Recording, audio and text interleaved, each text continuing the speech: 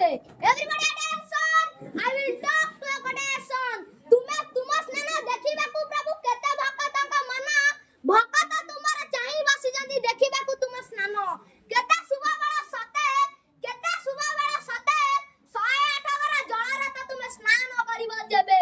ଦ୍ୱାଦଶ ଯାତ୍ରାରୁ ତିନି ଯାତ୍ରା ସାରା ଶ୍ରୀଗୁଣ୍ଡିଚା ଜଳ ସ୍ନାନ ମହାପ୍ରଭୁଙ୍କର ଦ୍ୱାଦଶ ଯାତ୍ରାରୁ ତିନି ଯାତ୍ରା ଶ୍ରେଷ୍ଠ ଶ୍ରୀଗୁଣ୍ଡିଚା ଦୋଳ ପୂର୍ଣ୍ଣିମା ସ୍ନାନ ପୂର୍ଣ୍ଣିମା ମୁଁ ଏବେ ଆପଣମାନଙ୍କୁ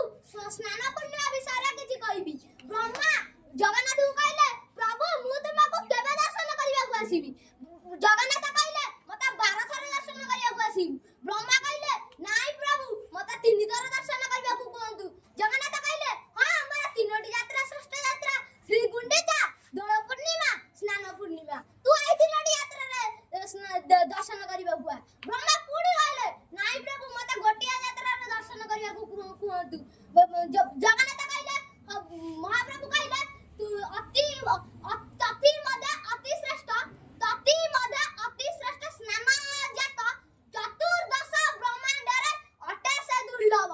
ଚତୁର୍ଦଶ ବ୍ରହ୍ମାଣ୍ଡରେ ଅଟେ ସେ ଦୁର୍ଲଭ ସାଧାରଣତଃ ବିଶ୍ୱାସ କରାଯାଏ ଯେ ମହାପ୍ରଭୁ 108 ଘର ଜଳରେ ସ୍ନାନ କରି ଜ୍ୱରରେ ପୀଡ଼ିତ ହୋଇଛନ୍ତି ଏହାର ବି ଏକ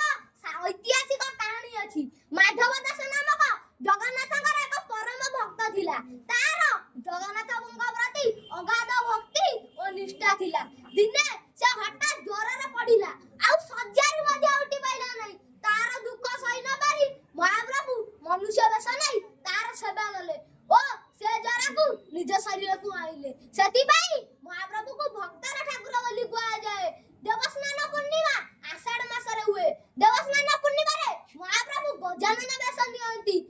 ଦେବସ୍ନାନ ପୂର୍ଣ୍ଣିମାରେ ସୁନା କୂଅରୁ ଜଳ ଆସି ମହାପ୍ରଭୁ ସ୍ନାନ କରନ୍ତି ଶ୍ରୀ ସୁଦର୍ଶନ